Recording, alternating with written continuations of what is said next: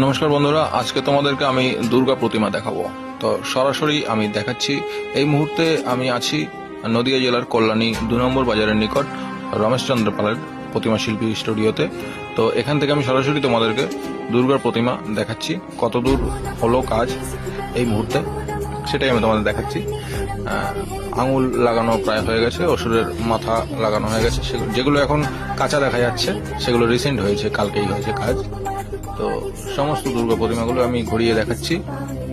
এগুলো হচ্ছে আমরা বলি ছাড়া দুর্গা আর কি। এর মধ্যে সাইডে যে লক্ষ্মী, সরস্বতী, কার্তিক, গণেশগুলো থাকে সেগুলো আলাদা করে দেওয়া হয়। তো এই প্রতিমার কাজ এই পর্যন্ত হয়েছে, আমি ঘুরিয়ে দেখাচ্ছি। এই গলি দিয়ে আসলাম, এসে এই পরের গলি ঢুকছি। ঢুকে গিয়ে আমি সোজা যাব। এই যে দেখুন, পুরোপুরি আসলে বন্ধুরা ক্যামেরায় আমি আনতে পারছি না, যেহেতু জায়গাটা কম, তাই ক্যামেরায় পুরোপুরি আসছে না। এই পর্যন্ত গিয়ে আমি ঘুরে যাব।